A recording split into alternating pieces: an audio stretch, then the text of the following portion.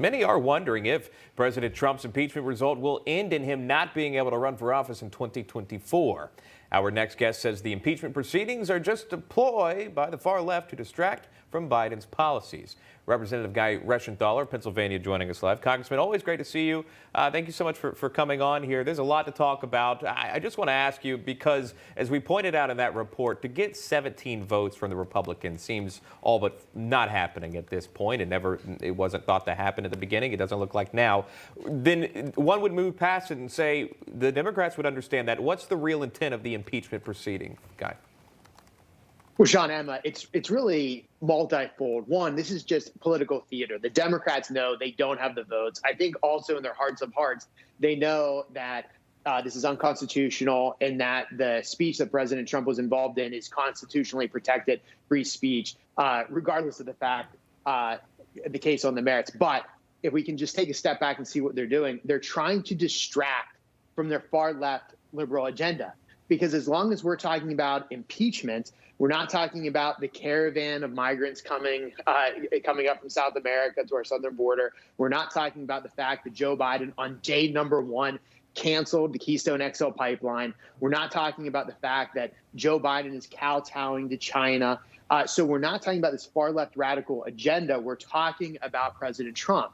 So that's one of the things the Democrats are trying to do. Additionally, they know that their coalition is incredibly fractured.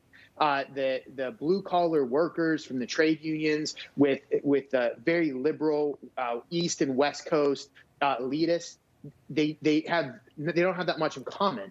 But if they can focus on President Trump, it unites them against something. As soon as they have to actually start to govern, you're going to see the fracture of their coalition divide.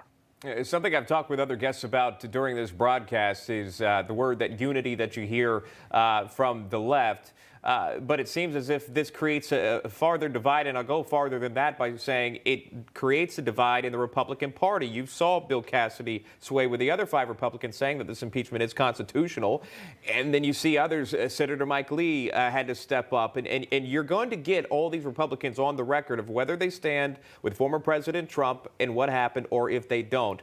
Do you feel like this impeachment could also hurt the Republican Party? No, I actually think the Republican Party is on the ascendancy. Remember that we only lost this election. I'm talking total with the White House, the Senate, and the House. We only lost by something like 100,000 votes nationally. We were on a razor's edge of having all levers of power within the government.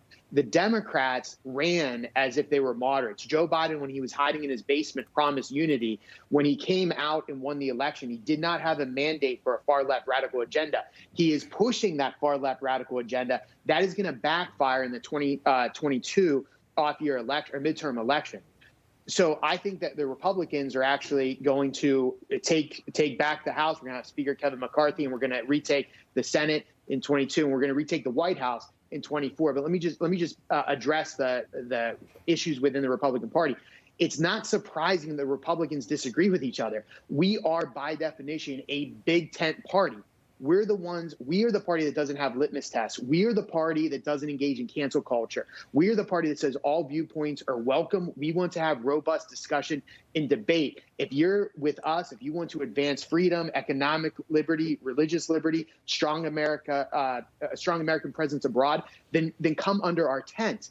It's the Democrat Party that has litmus tests. It's the Democrats that engage in cancel culture. So the media likes to focus on us debating within our party. For Republicans, that's every single day. We're the party of ideas. The Democrats are the ones, if you don't agree with them on a litany of issues, just disagree with one issue, you're out of their party. You're no longer welcome. That's the big difference between us and them, and that's why Republicans are on the rise. Democrats will continue to shrink their power base.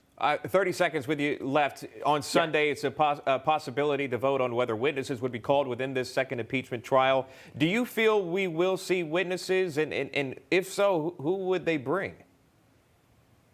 I don't think they're going to call witnesses because I believe that Chuck Schumer knows that as long as this goes on, the American people are going to say that we're wasting time. People need help. We could be working on other COVID relief package, other issues.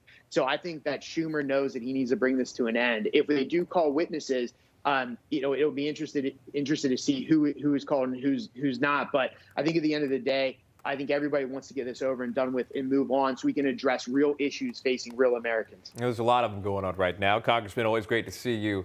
Congressman Guy Reschenthaler. Good to be on. You got it. Thanks. Thanks.